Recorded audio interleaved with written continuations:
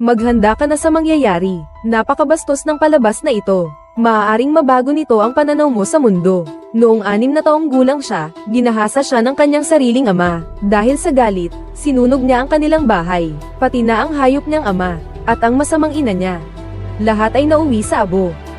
Noong 12 taong gulang siya, naging madre siya. Hindi dahil sa pananampalataya kay Jesus, kundi para ialay ang kanyang kaluluwa sa demonyo. Mula noon, sino mang Diyos ang hamarang, patay, sino mang Buddha ang hamarang. Noong 16 na taong gulang siya, napakaganda niya, ngunit pinili niyang pakasalan ang isang palaka. Kinasusuklaman kita. Noong ako ay 18 taong gulang, pinatay niya ang prinsesa, at isang pusa ang ginawang prinsipe, at pinamunuan ng pinakamakapangyarihang angkan sa Sicily. Hello sa inyong lahat, baguhan pa lang akong vlogger, si Susan. Panunuorin natin ngayon ang isang seryeng maituturing na obra maestra. Kung maaari lang po, sana ay pindutin ninyo ang like button.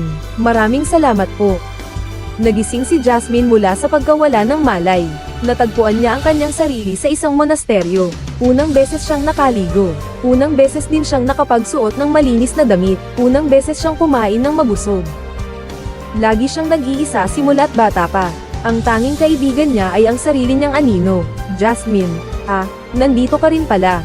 Mahigpit ang mga alituntunin sa monasteryo. Hindi alam ni Jasmine kung saan magbibihis. Maraming lugar ang kanyang pinuntahan, hanggang sa makatagpo siya ng isang malaking kaong kahoy. Nagalit ang mga madre. Hindi alam ni Jasmine kung bakit sila nagagalit, pero alam niyang nagkasala siya. Pinagbantaan siya ng matandang madre na ipapunta siya sa bahay ampunan. Pagkarinig ni Jasmine, bumaba siya ng hagdanan, lumuhad sa harapan ng ina madre. Natigilan siya. Hindi ko alam kung paano humingi ng tawad. Hindi siya tinuruan ng nanay niya, na dapat magsabi ng sorry kapag may nagawang mali. Nakita ng madre na anghel si Jasmine, at dinala ang dalaga sa kanyang silid, at tinanong kung gusto nitong maging bride ni Jesus. Kahit hindi maintindihan ni Jasmine, agad naman siyang pumayag.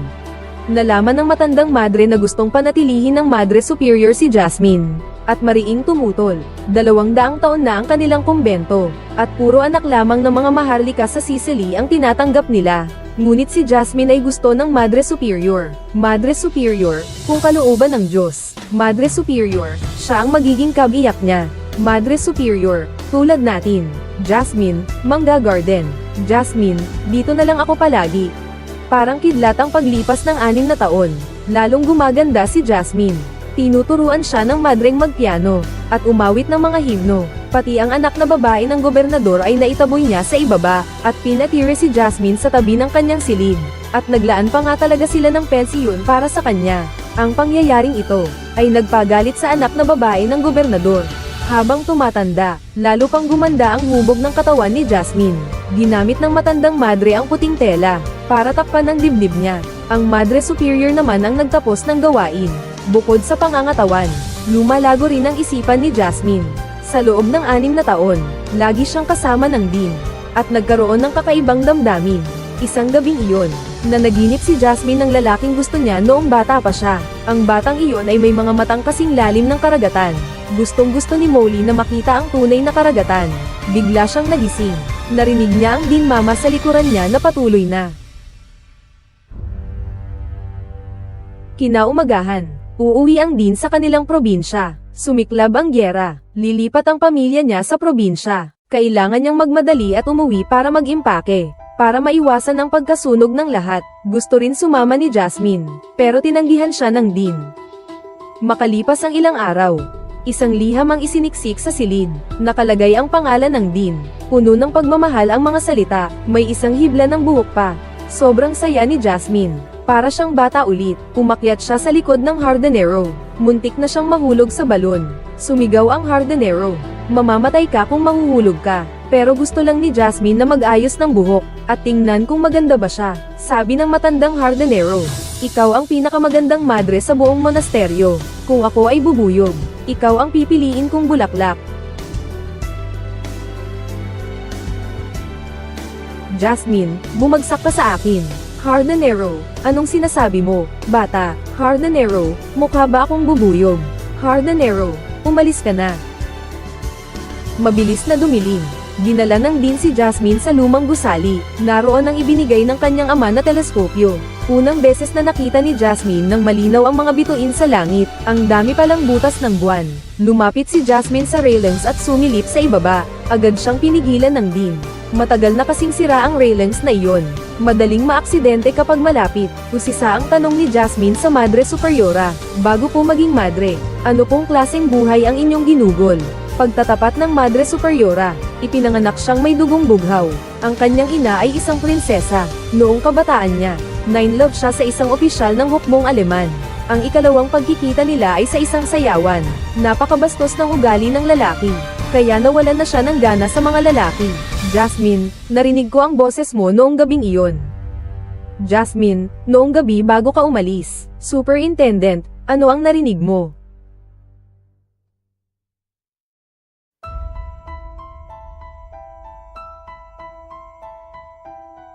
Direktor, umalis ka na. Direktor, naway patawarin ka ng Diyos. Direktor, nagkamali ako. Lubos ang aking pagsisisi.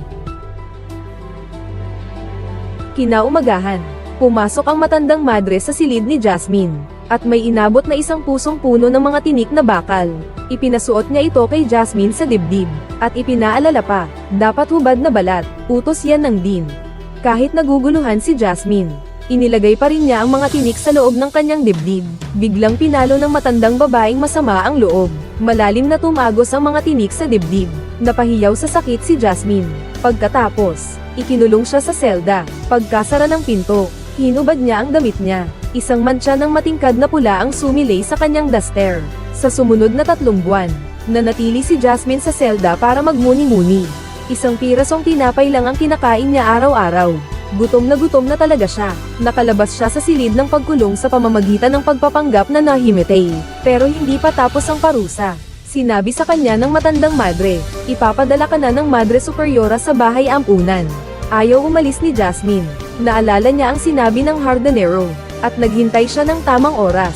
Nagpakatapang ako, at tumalon sa loob ng balon. Nang magising ako, nakita ko si Dean Jasmine, at ang anak na babae ng gobernador ay nang iinsulto sa gilid. Buti na lang at sumigaw ka ng malakas bago ka tumalon sa balon, at tinansya mo pa ang oras na dadaan ng hardinero, kaya ikaw ay ligtas.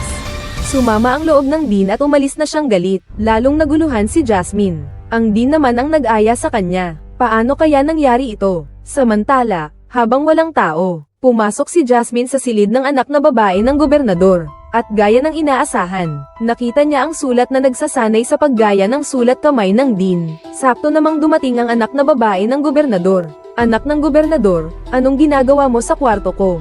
Jasmine, dumi. Jasmine, niloko mo ako, di ba? Anak ng gobernador, ang amoy mo, magsasaka, parang kambing.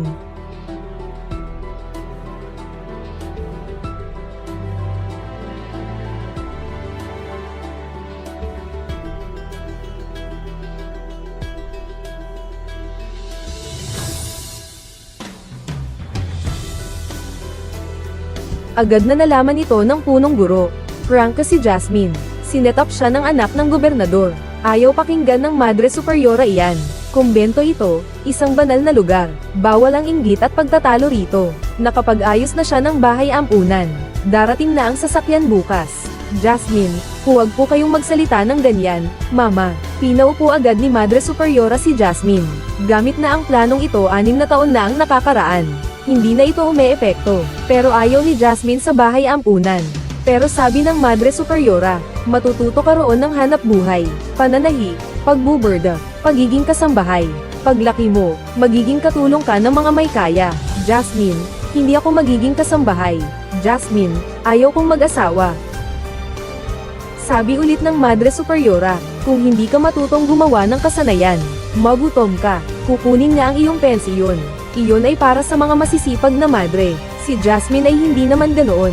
Bilang pamamaalam na regalo, maghahanap siya ng kilalang doktor. Magpagawa tayo ng isang sertipiko para kay Jasmine. Isasaad sa sertipiko na dahil sa panggagahasa na wala ang pagkabirhen ni Jasmine. Para may lalaking pumayag na pakasalan ka sa hinaharap. Jasmine, kinapopootan kita. Lumabas si Jasmine sa opisina ng punong guro, para bang nakikita na niya ang kanyang kinabukasan. Sa madilim na pabrika, naapakan ng habihan, o kaya naman ay nagpapakumbaba sa isang mayamang tahanan. Ayaw niya ng ganitong buhay. Gabi na noon, mag-isa si Jasmine na pumunta sa isang lumang gusali, at nakita nga niya ang punong guro na nanunood ng mga bituin. Iniunat niya ang kanyang mga kamay. Lumapit siya sa punong guro. Akala ng punong guro ay isang pamamaalam na yakap iyon. Ngunit biglang nagbago ang mukha ni Jasmine.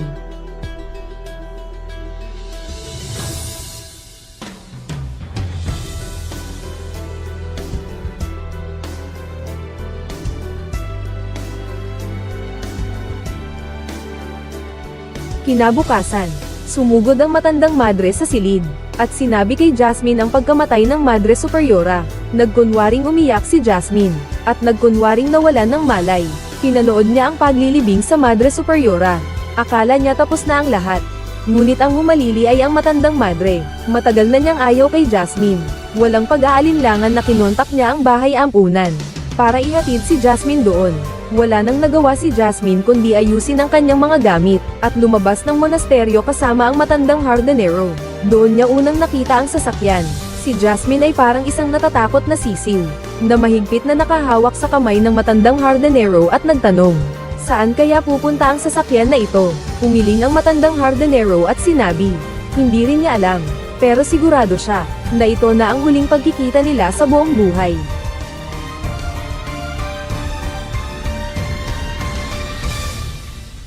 Tara, mga kaibigan, para mas maintindihan ang kwento, pag-usapan muna natin ng maikli ang mga nangyari sa unang 2 episode. Para sa mga kaibigang gusto lang ng buod ng istorya, pwedeng pumunta na sa puntong ito. Una sa lahat, ang bersyong inyong napapanood, ay ikatlong bersyon na, dahil sa limitasyon. Ang 16,000 salita ng paliwanag ay naging 10 na lang ng libo. Maraming alegorya sa pelikula, masyadong tahasan ang pagkuha ng direktor, kaya hindi na ipakita ng buo. Halimbawa, nang habarin ni Jasmine ang kanyang damit na pangmadre, rinig ang pag-ugong ng makinang pananahi sa background. Nagpalitan ng mga eksena ng makina at mga damit na pangilalim. Isang metapora ng pag-unlad ng sibilisasyon at ang paggising ni X. At isa pang halimbawa, tinitigan ng Madre Superior ang mapuputing balikat ni Jasmine. Malinaw na may pagnanasa kay Jasmine. At ang sumunod na eksena ay ang mga madre na nagdarasal. Ang pagbagsak ng metaporikal na pananampalataya sa harap ng pagnanasa. Halimbawa na naman, maiibigan ni Jasmine ang isang may kapansanan. Sila'y dalawa noon. Binigyan ng direktor ng isang eksena ng nanghihinang paa na nanginginig. Ang ganitong kapansanan sa katawan.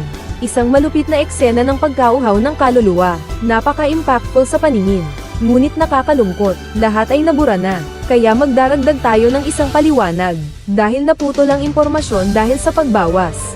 Kung ang istorya lang ang susundan, may isip na si Jasmine ay isang purong kontrabida. Ang mga unang 2 episode ay pangunahing panimula lamang. Ang buhay ni Jasmine ay masasabing isang napakasamang simula. Sobra ang pagmamahal ng tunay na ina sa nakababatang kapatid. Binubugbog si Jasmine kahit sa simpleng pagkain lang ng itlog. At lalong hindi na kailangang banggitin pa ang tunay na ama. Hanggang sa mangyari ang sunog, ganap na naputol ang pagmamahala ng mag-anak. Unti-unting nagising si Jasmine. Ang paghihirap niya noong bata pa siya ay dahil sa sunog. Naghubog ng kanyang likas na kakayahang mabuhay. Pinawala niyang lubha siyang nababaliw. At ang karakter ng punong guro, ay isang konkretong representasyon ng ideal na ina.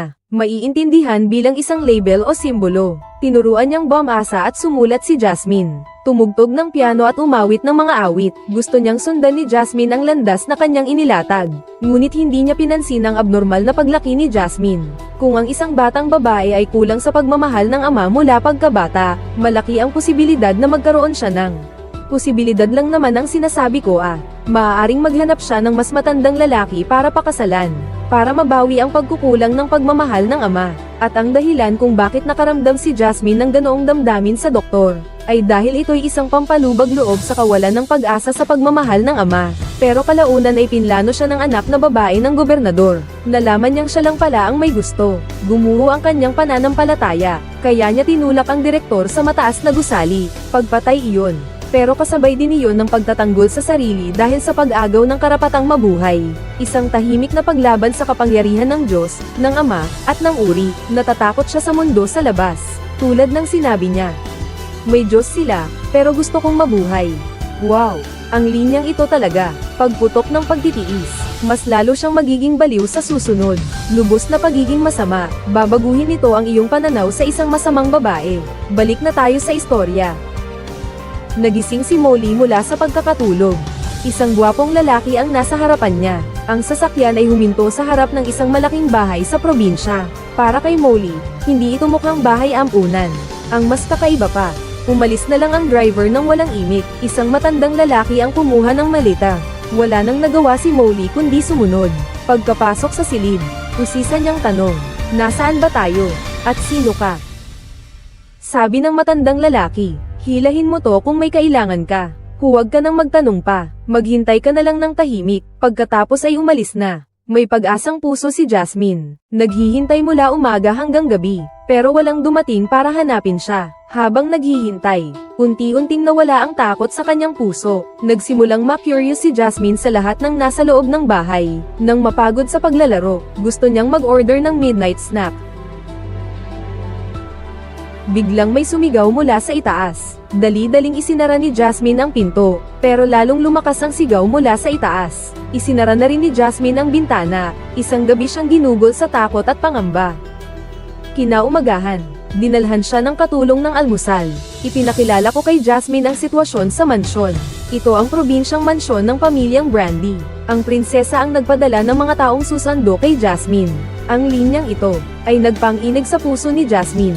Brandy ang apelyido ng yumaong dekana. Sabi noon ng dekana, ang kanyang ina ay isang prinsesa. Natuklasan kaya ang pagpatay. Hindi nag-almusal si Jasmine. Natatakot siyang may lason ang almusal.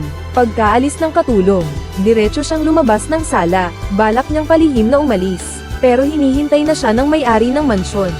Prinsesa, ang pangalan niya ay Little Horse. Prinsesa, kapatid pala siya ng inyong dekana. Nagtaka si Jasmine. Mukhang kasing edad lang niya ang dalaga. Para bang apo pa nga ng prinsesa? Tinatanong ng matandang prinsesa si Jasmine kung bakit nahulog sa gusali ang inyong dekana. Mabilis ang tibok ng puso ni Jasmine. Umiling siya at nagsabing hindi niya alam. Mukhang maayos naman ang din. Matagal nang sira ang railings ng abandonadong gusali. Aksidente lang siguro iyon. Wala nang ibang tanong ang prinsesa. Pinatiri niya si Jasmine ng ilang araw. Pagkatapos ng lamay, ipapahayag na ng notaryo ang pag-aari ng mana. Nasa pangalan ni Jasmine ang testamento. Pagkatapos magsalita ng prinsesa, pinapanta niya ang kanyang anak na si Little Horse para samahan si Jasmine na maglakad-lakad sa paligid ng mansyon. Masayang lumabas si Jasmine sa mansyon. Napakadaldal ni Little Horse. Kwento niya, namatay na ang kanyang ama, at ang kanyang kuya ay nasa harapan na ng labanan, at ang kanyang ate ay kamakailan lang pumanaw dahil sa aksidente. Siya na lang at ang nanay niya ang natitira sa bahay na ito. Xiaoma, ayos lang. Xiaoma, halata mo na ba? Xiaoma, naawa ka ba sa akin? Molly, pasensya na, ang ganda mo pala talaga. Doon lang niya nalaman. Napilay si Xiaoma, pero wala siyang gana makisalamuha sa mga bagong kakilala ngayon, dahil hindi na siya makakabalik sa monasteryo. Ayaw na rin niyang bumalik sa ampunan. Maganda naman dito, busog siya lagi, at may mga katulong pa. Ito pa nga ang unang beses na nakapagsuot siya ng ganito kamahal na damit. Sana'y dito na lang siya. Katulong, bakit ka umiiyak? Katulong, tingnan mo ang sarili mo sa salamin, napakaganda mo.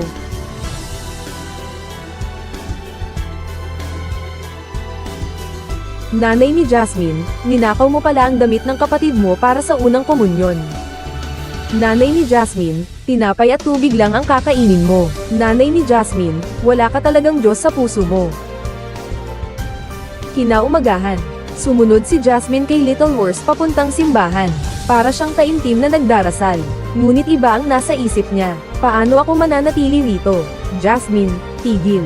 Nagising si Jasmine. Ang dapat munang gawin ay ang magkaroon ng tiwala ng prinsesa. At sakto namang, pumasok sa simbahan si Locke, ang driver. At si Jasmine ay may gustong makausap. Tinanong niya ang driver, bakit hindi ka sumama sa gyera? Nahihiyang sabi ni Locke, may tuberculosis kasi siya. Masyadong masama ang kalagayan sa battlefield. Kung hindi siya tumakas, nasa puntod na siya ngayon. Tanong ulit ni Jasmine, paano kung makita kanila? Sabi ni Locke, malaki ang posibilidad na mabaril siya. Kaya nga siya nagtago sa probinsya. Pero tama ang naging desisyon niya, dahil nakilala niya si Jasmine. Katulong, Jasmine, hinahanap ka namin saan-saan. Katulong, hinihintay ka na ng prinsesa sa silid-aklatan. Pumasok si Jasmine sa silid-aklatan. Ipinakilala ng prinsesa ang manager ng mansyon, si Mang Cardo. Nagbati ang dalawa. Sabi pa ng prinsesa, parating na ang notaryo. Pagkatapos maayos ang mga papeles ng testamento, makakabalik na si Jasmine sa monasteryo. Napatanong si Jasmine. Bigla-bigla naman. Ngumiti ang prinsesa. Kailangan ko pa bang magpadala ng telegrama para lang ipaalam sa iyo? Maya-maya lang ay inilabas na ng notaryo ang testamento. Malinaw na nakasulat doon. Para sa mas magandang buhay ni Jasmine, ang direktor ay maglalaan mula sa kanyang personal na ari-arian ng 1,800 lira kada taon para kay Jasmine. Habang buhay itong may bisa, pero nakalagay din sa testamento, kung gusto ni Jasmine na makuha ang perang yan, habang buhay siyang dapat maglingkod kay Jesus. Nabalot ng lungkot ang puso ni Jasmine, dahil hindi na siya makakabalik sa monasteryo. Naisip niya, na malamang ay na-late lang ang sundo ng ampunan noong araw na iyon. Kaya pala siya nakasakay sa sasakyan ni Locke nang hindi sinasadya, nang hapunan na. Iniabot ni Jasmine ang kamay niya kay Little Horse, sa harap ng maraming tao. Dali-daling inilayo ni Little Horse ang kamay niya. May sumigaw bigla mula sa bubong, parang hindi narinig iyon ng prinsesa. At masayang nakikipag-usap sa mga bisita. Ang mga bisita ay hindi rin masyadong makapagsalita. Inilabas ni Jasmine ang maliit na kabayo sa restaurant. Itinanong kung ano ba talaga ang nasa taas. Maliit na kabayo, ang lugar kung saan nakatira ang bagay na iyon. Jasmine, anong bagay ba iyon? Maliit na kabayo, hindi ko alam. Hindi ko pa nakikita. Nang gabing iyon, hindi nakatulog si Jasmine. Dahil sa makalawa ay wala na siyang matutuluyan. Ngunit kinabukasan, nagtapat pala sa kanya ang driver na si Locke. Locke, nabighani ako sa iyo sa unang kita pa lang natin. Locke, ayaw mo namang bumalik sa monasteryo, di ba? Locke, wala ka namang trabaho. Locke, manatili ka na lang dito. Locke, pakakasalan kita. Mabilis na umikot ang utak ni Jasmine. Hindi siya tumanggi, ni hindi rin pumayag. Ikinatuwa ito ni Locke. Para sa kanya, may pag-asa. Tungkol naman sa pag-alis ni Jasmine, nalulungkot din ang prinsesa. Masyadong boring ang mga tao sa mansyon. Tahimik man si Jasmine, pero napakakatuwa. Nalulungkot ang matatanda. Nag-aalala siya dahil baka hindi na makauwi ang anak niyang nasa digmaan. Pinaalalahanan siya ni Jasmine. Sabi pa ng prinsesa, 2 lang ang anak niya sa buong buhay niya. Napakagagaw ng panganay niyang anak na babae, buntis sa anak ng magsasaka. Prinsesa, kailangan naming itago sa kanya ang pagbubuntis ko ng aking asawa. Prinsesa, hanggang sa manganak siya ng isang maliit na kabayo. Naintindihan ni Jasmine. Ang maliit na kabayo ay anak ng punong guro. Habang iniisip niya iyon, biglang sumulpot ang maliit na kabayo sa salamin. Narinig lang naman ng dalaga sa kitiwala, na bukas na ang alis ni Jasmine. May isang bagay na gustong-gusto niyang malaman, kung bakit siya tinanggihan ni Jasmine noong araw na iyon. Habang kumakain ng hapunan at hindi natapos ni Xiaoma ang sasabihin niya, hinubad ni Jasmine ang pang-itaas niyang damit. Hinawakan ni Xiaoma ang isang sulok ng kanyang bra. Umikot ng umikot si Jasmine. Tuluyan ng nabitawan ng kandado ng kanyang damdamin. Kinabukasan, aalis na si Jasmine. May dala ng mensahe ang kitiwala. Bukas ng umaga, may sasakyan nang naghihintay sa harap ng gate. Sobrang nagalit si Xiaoma. Tinatanong niya si Jasmine kung bakit aalis ito. Hindi sumagot si Jasmine. Sumugod siya palabas ng mansyon. Diretso sa kubo ng mga katulong. Walang ano-ano. Niyakap at hinalikan niya si Locke. Desidido na siya. Ano man ang mangyari, dito siya mananatili. Jasmine, pakakasalan mo ba ako? Kalbo, Locke. Kalbo, dali, punta rito. Dali-daling pumasok si Locke sa mansyon. Sumunod naman si Jasmine. Sabi ng kalbong utusan na nasa unahan, nababaliw na ang halimaw. Narinig ni Jasmine mula sa malayo ang pag-angle. Lumalakas ito ng lumalakas. Nakarating ang 3 sa pintuan. Inilayo ni Jasmine ang sarili dahil sa kalbo. Kagagat lang niya ng halimaw. Mapanganib na lalaki iyon. Hindi pa nakakakita si Jasmine ng tunay na halimaw sa buong buhay niya. Pagkapasok nilang dalawa, sumilip siya mula sa pintuan, malayo sa kanila. Ngunit ang kanyang nakita, isang lalaking nakagapos ang mga kamay. Kahit kakaiba ang itsura ng lalaking iyon, hindi naman siya halimaw. Naglakas loob si Jasmine na lumapit. Paulit-ulit na sumisigaw ang lalaki. Sinubukan ni Jasmine na iunat ang kamay niya, at marahang hinahaplos ang ulo ng lalaki. Kalbo, santo siya.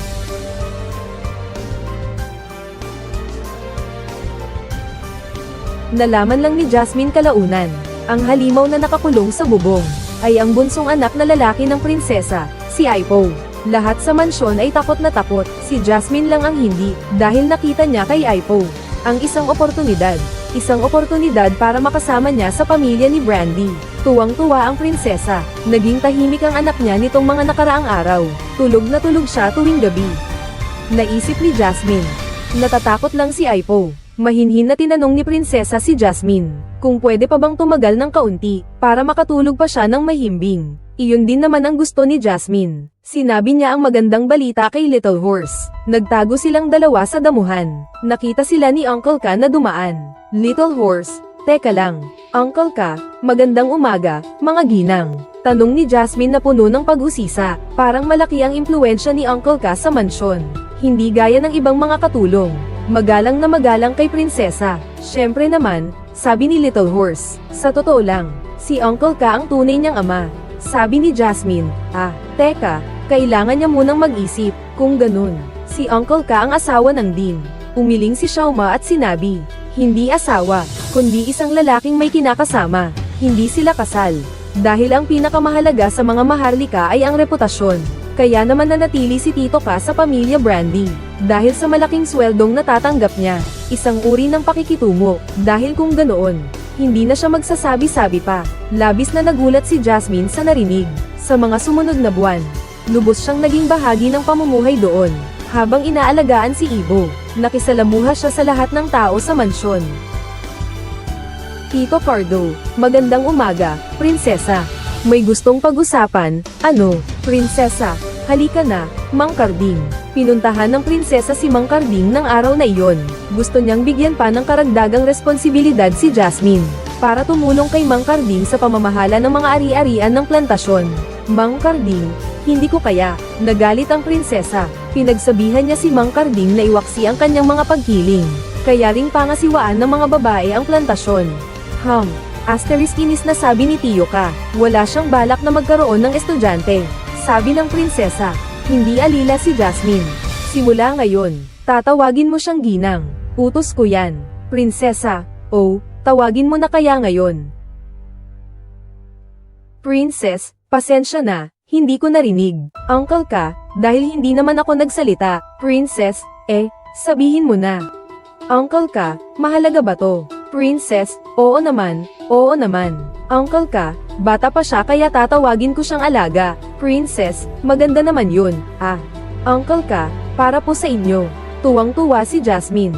Pero si Locke naman ay sobrang galit. Ano ba ang ibig sabihin ng halik at panliligaw niya noong gabing iyon? Hinalikan mo ako, kaya dapat mo akong panagutan. Ganoon pa rin ang sasabihin ni Jasmine. Maghintay pa tayo. Hindi pa ito ang tamang panahon. Pinaharurot ni Locke ang sasakyan papunta sa isang lugar na walang tao. Nang makasigurado na nakaparada na ng maayos, sinabi niya kay Jasmine, nitong mga nakaraang araw, nalaman niya sa ibang tao, ang mga pinagdaanan ni Jasmine noong bata pa siya. Wala siyang pakialam. Basta pumayag si Jasmine na pakasalan siya.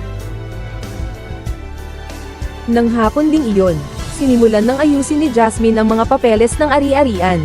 Habang nag-aayos, biglang sumugod si Aipo. Napasigaw si Jasmine ng, saklolo, mabuti na lang at mabilis ang kalbo niyang katulong. At pinigilan si Aipo. Agad na nalaman ito ni Locke. Galit na galit niyang sinabi kay Jasmine, kung sakaling may mangyaring masama sa iyo, papatayin ko ang gagawa niyon. Locke, sabi mo, alam mo na. Nang marinig ito ng prinsesa, napabilib siya sa kanyang anak. Inutusan niya ang kalbo na humanap ng isang magsasaka, ngunit wala namang alam si Ibo. Pero ang pangyayaring ito, ay nagbigay liwanag kay Jasmine. Bakit hindi na lang kaya siya magpakasal sa prinsipe ng pamilya Brandy? Matalino man o hindi ang prinsipe, wala na yun sa usapan. Kahit pala ka pa ang prinsipe pa rin siya. Matapos maunawaan iyon, pumunta si Jasmine sa nayon. Nahanap na ang magsasaka. Tinatanong ang tungkol kay Ibo. Bulong ng magsasaka. Masyadong inosente ang prinsipe. Kailangan mo siyang turuan. Sa pag-uwi, Nakasalubong ni Jasmine si Tito Cardo. Sabay silang sumakay ng kabayo pauwi sa hasyenda. Pagkababa niya ng kabayo, nagtanong si Tioka. Narinig ko, ikakasal ka na raw. Natigilan si Jasmine. Ikakasal? Kanino ka ikakasal? Sabi ni Tioka. Kagabi, uminom sila ni Locke. Sabi raw nung bata, pakakasalan ka niya. Sabi mo pa nga, pumayag ka na. Totoo ba yun? Tito ka, saka anong ginagawa mo sa babaeng magsasaka? Nagalit si Jasmine. Agad niyang hinanap si Locke. Sinigawan niya ito kung bakit sinabi nito ang tungkol sa kasal. Hindi ba't napagkasundoan nating maghintay muna? Nagalit din ng husto si Locke. Matagal na siyang naghihintay. Papakasalan ba ni Jasmine o hindi? Jasmine, hindi kita pakakasalan kahit kailan. Kinabukasan, pumunta si Jasmine sa rooftop para basahan ng libro si Ivo. Isang librong hindi mapapahintulutang mailimbag ang napili niya. Habang binabasa, itinataas niya ang laylayan ng palda niya. Akala ni Eve, simpleng pagpayag lang iyon. Isang uri ng pagsang-ayon. Kaya naman sumugod siya ng walang pag-aalinlangan. Undate Vaya. Doktor, mas malala ang kalagayan ng prinsipe sa pagkakataong ito. Doktor, lubhang delikado na ang sitwasyon. Matapos magsalita ng doktor sa mansyon, sumunod na nagsalita ang kalbo. Nagugutom na ang prinsipe. Ginamit pa nga ang pliers para mabuksan ang bibig niya. Konting tubig lang ang naipasok. Kung magpapatuloy ito, mawawalan na siya ng buhay. Sobrang galit ng prinsesa. Mabuti naman ang lahat nitong mga nakaraang buwan. Bakit biglang nangyari ito? Dali-daling humingi ng paumanhin si Jasmine. Kinamayan niya ang lahat ng kasalanan. Para maiwasan ang pag-ulit ng parehong pangyayari. At ang pagdulot ng di kinakailangang gulo. Para sa kanya, panahon na para umalis sa bahay ni na Brandy. Prinsesa, nako. Prinsesa, tama na. Prinsesa, ayoko nang marinig ang nakakahiyang usaping ito. Kalbo, prinsesa, manahimik ka. Si Jasmine ay labis na nagagalak. Tama ang sinabi ni Little Horse. Lubhang natatakot ang prinsesa sa iskandalo. Dahil sa nangyari, hindi niya hahayaang makaalis ito sa mansyon. Nang gabing iyon, nagsimula na namang mag-ingay si Iba sa gabi. Ang lakas ng sigaw niya kaya hindi makatulog si Xiaoma. Pumasok siya sa kwarto ni Molly. Hindi pa siya nagsasalita, biglang may narinig silang malalakas na yabag sa labas ng pinto. Dali-daling bumaliktad si Xiaoma at nagtago sa ilalim ng kama. Sumunod na segundo, pumasok ang prinsesa. May isang bagay siya, na gustong ipakiusap kay Jasmine. Prinsesa, kailangan mong pakasalan siya. Pagkatapos sabihin ng prinsesa ay pinag-isipan muna ni Jasmine. Mabuti pang bukas ng umaga ay may sagot na siya. Pinigilan agad ni Jasmine ang prinsesa. Pakiramdam niya ay malaki ang utang na loob niya sa pamilya ni Brandy. Kung hindi dahil sa Dean, marahil ay patay na siya ngayon. Kaya naman pumayag siyang magpakasal sa pamilyang Brandy, para maging bahagi ng angkan. Masayang masaya ang prinsesa. Dali-dali siyang bumalik, samantalahin na ang pagkakataon. Sabi niya sa pribadong simbahan gaganapin ang kasal. Pero may isang kondisyon. Prinsesa, hindi ka pwedeng mabuntis. Prinsesa, ayaw ko ng apo. Prinsesa, ayaw kong magkaroon pa ng isa pang depekto. Prinsesa, sisirain nito ang pangalan ng pamilyang Brandy. Prinsesa, oh, okay. Natulala ang maliit na sentor sa ilalim ng kama. Bakit pumayag si Jasmine? Baliw iyon. Matagal na niyang pinlano ang sasabihin niya. Ang pagpapakasal niya sa prinsipe ay ipinakita niyang isang pagsasakripisyo. Para lang makasama si Little Horse. Laking gulat ni Little Horse sa sinabi niya. Tinalikuran na niya ang silid. Pagkasara ng pinto, gusto nang tumawa ni Jasmine. Pero hindi niya magawang mag-ingay. Nang mawala na ang yapak ni Little Horse, mahinang bumulong siya sa anino sa dingding. Kamusta na po, prinsesa? Pagkaraan ng mahigit isang oras, umuulan ng malakas. Nagbihis si Jasmine at umalis sa mansyon. Sumunod sa landas at kumatok sa pinto ng silid ni Uncle Ka. Isang baril ang sumalubong sa kanya. Walang ano-anong sinampal ni Molly. Si Mang Cardo ng 2 beses. Tanong ni Mang Cardo na nakangiti. Ang gabi-gabi kang pumupunta sa bahay ng isang lalaki.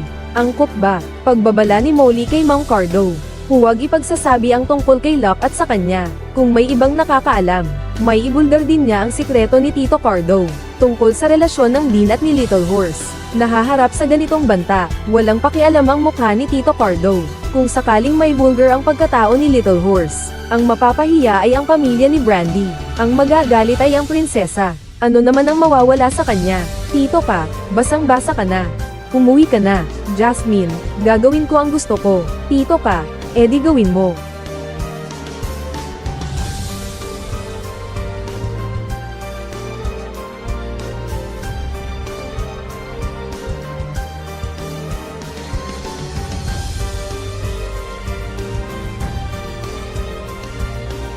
Kinaumagahan, umalis si Jasmine sa bahay ni Tito Ka. Nakapag-usap na sila. Hindi nakatulog si Locke buong gabi. Kagabi, nakakita siya ng hindi dapat makita. At si Jasmine, gustong-gusto nang mahanap si Locke. Sumakay siya agad sa likod ng sasakyan. Mabilis na yumandar ang sasakyan sa maliit na daan. Si Locke sa unahan, tahimik lang. Mahinang tanong ni Jasmine, "Saan tayo pupunta?" Biglang pinatigil ni Locke ang sasakyan. Tapos lumingon, na may galit na tanong, "So gusto mo pala ang mga matatandang lalaki?" "Locke, naiintindihan kita." "Locke, ikaw si Jay." Agad na sumalungat si Jasmine. Kinutya si Locke na isang duwag na takas sundalo, na hindi man lang lalaki. Hinuli ni Locke si Jasmine. Sinabi nitong babalik siya agad sa mansyon. At sasabihin niya ng malinaw sa prinsesa ang lahat ng nangyari, at kung anong klaseng manugang ang nakuha ng pamilya Brandy. Hindi lang niya sasabihin sa prinsesa, kundi sa buong syudad, para mapahamak si Jasmine.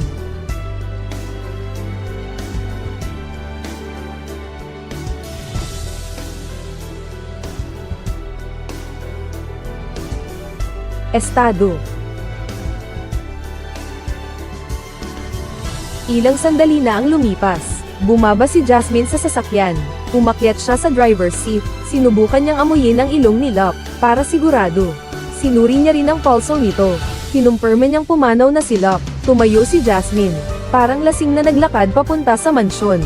Pero agad din siyang natapilok. Napaaray siya sa sakit, pero sulit na sulit daw iyon sa kanya. Dahil ang pinto patungo sa tahanan ni Brandy, ay tuluyan ng bumukas para sa kanya. Makalipas ang ilang gabi, isang kasambahay ang nagdala ng wedding dress ng hating gabi. Nagbihis na si Jasmine, at pumasok sa pribadong simbahan. Pinalitan niya ang singsing sa harapan ng Diyos, at opisyal nang naging manugang sa pamilya ni Brandy. Matagal nang hinihintay ito ni Ivo. Hindi na niya napigilan ang sarili at hinawakan ang kamay ni Jasmine.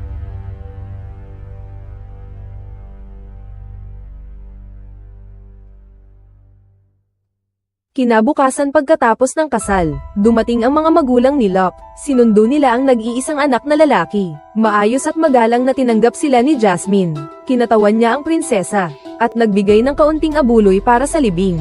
Para siyang isang may bahay. Inaasikaso niya ang lahat sa bahay. Sa paningin ng iba, mabait si Jasmine sa lahat. Isa siyang napakagandang amo, isa sa milyon. Dahil siya'y isang karaniwang tao lamang. Lagi niyang tinatrato ang lahat ng pantay-pantay. Mabilis, natapos ang digmaan. Nagdiwang ang mga tagapaglingkod sa mansyon. Dahil malapit na nilang masilayan ang kanilang mga asawa, anak, at ama. Tuwang-tuwa si Little Horse. Dahil makakabalik na siya sa Catania. Pero nakatayo ang prinsesa sa balkonahe. At pinatahimik ang lahat. Bumalik na kayong lahat sa inyong trabaho. Walang dapat ipagdiwang. Pagkaalis ng mga tao, pumasok sina Jasmine at ang maliit na kabayo sa silid-tulugan. Ngayong umaga lang nalaman ng prinsesa, ang nag-iisang normal niyang anak na lalaki ay namatay sa gyera, kaya't nagpasya siya, na huwag nang bumalik sa Catania, mananatili na siya rito, saan man. Umalis si Little Horse na umiiyak, gustong-gusto nang tumawa ni Jasmine sa kanyang puso, dahil namatay ang panganay na prinsipe. Ibig sabihin, si Aipo ang magiging tagapagmana ng pamilyang ito. Nang una siyang dumating dito, pal-AS siya sa monasteryo. Naghahanap lang siya ng matitirhan. Pagkatapos, gusto na niyang manatili sa pamilyang Brandy. At pagkatapos pa, gusto na niyang maging babaeng puno ng tahanang ito. At ngayon, sa tingin niya, kaya niyang subukan na makuha ang lubos na kontrol sa angkang may 300 taong kasaysayan. Ngunit hindi nagtagal, isang masamang balita ang dumating sa mansyon. Sumiklab ang Spanish flu. Sabi nga nila, pagkatapos ng digmaan ay mayroong malaking salot. Ang payo ng doktor ay huwag nang lumabas ang lahat. Regular na disimpektahan ang lahat ng gamit. Magsuot ng mask kahit nasa bahay lang. Iwasan ang pakikipag-ugnayan sa mga taong nasa labas. Kapag may nagkasakit at nagtaas ng lagnat, agad na ihiwalay. Mabilisan. May namatay na. Ang una, tumigil na ang lahat ng gawain sa bukid ng mansyon. Balak ni Tito Ka magpahinga sa bahay ng ilang panahon. Sa loob ng 3 buwan, nag-aalala ang lahat sa mansyon. Si Jasmine lang ang nakakita na. Ang pagdating ng pandemya ay napapanahon. Nag-aalala pa kasi siya, kung si Little Horse ay patuloy na mangungulit, baka magbago ang isip ng prinsesa. Ibalik sila sa Catania. Wala siyang kakilala roon. Kung babalik siya, kailangan niyang makahanap ng bagong kitiwala, bagong mga katulong, bagong mga kamag-anak na kung ano-ano. Pero rito, halos siya na ang nagpapatakbo ng tahanan. Sunod-sunod na bumagsak ang mga katulong. Nagkasakit din ang mayordomang si Dong. Pero si Jasmine ay lalong tumataba, dahil siya ay buntis. Hindi anak ni Ibo, kundi ni Tito K. Jasmine, may isip mo ba na magkaroon ng anak? Jasmine, isang anak. Gabi na noon, nahulog ang prinsesa mula sa kama. Napakabilis ng reaksyon ni Jasmine. Agad niyang pinaalis ang lahat ng mga katulong. At dali-daling lumipat sa silid ng prinsesa. At nag-isang nagbantay dito. At nakatulog na sa sofa ng gabing iyon. Kinaumagahan, pinagtanggol ng prinsesa ang damit ni Jasmine. Kagabi, may natuklasan siyang sikreto. Umiling si Jasmine at tumanggi. Nag-utos ang prinsesa. Kabarin agad, pati ang panloob. Tama ang hinala ng prinsesa. Buntis na si Jasmine ngayon. Nagngangalit ang prinsesa. Akala niya'y anak ni Ibo ang nasa sinapupunan niya. Sabi na niya noong gabing ikasal sila, ayaw na niyang magkaanak na may kapansanan. Hindi dapat masira ang pangalan ng pamilya nila. Binigyan niya si Jasmine ng 2 pagpipilian. Alinman, umalis sa pamilya Brandy, o kaya'y tawagin ang doktor. Sa mismong kwarto niya gagawin ang operasyon. Gusto niyang makita mismo ang mangyayari sa anak. Tumakbo si Jasmine pababa ng hagdan. Malalim na humihinga ng sariwang hangin. May nabasa siyang libro sa medisina. May nabanggit doon na isang uri ng berry. Kapag sobra ang ininom, kaya nitong magdulot ng unti-unting pagkamatay. Marami-raming Jasmine ang umani. Sinabi niya sa kabayo at mga katulong na, ang prinsesa ay nagkasakit ng trangkaso. Inutusan niyang huwag lumapit ang lahat, at siya na lamang ang mag-aalaga. Akala ni Jasmine noon, kaya niyang patayin ang prinsesa sa ganitong paraan. Hindi ko inaasahan ang sinabi ng prinsesa. Matagal na pala niyang inihanda ang kanyang testamento. Kung manganak si Jasmine, idodonasyon niya ang lahat ng kanyang pera sa mga kawang gawa. Ni piso ay hindi makukuha si Jasmine. Prinsesa, bigyan niyo ako ng maiinom.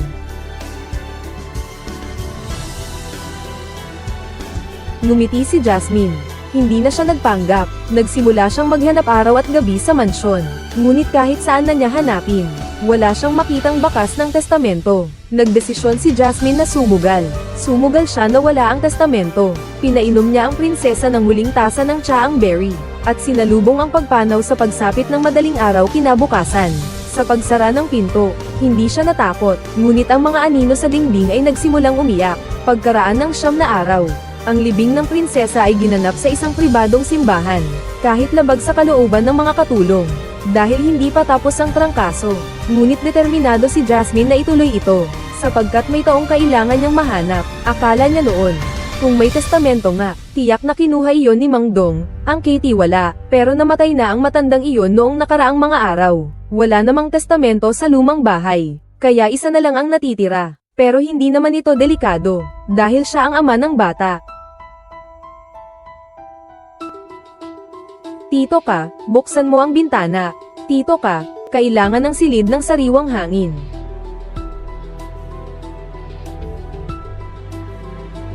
Pagkasara ng pinto ng silid aklatan, dali-daling binuksan ni Jasmine ang takip ng kalan, at agad na inilagay ang testamento sa uling.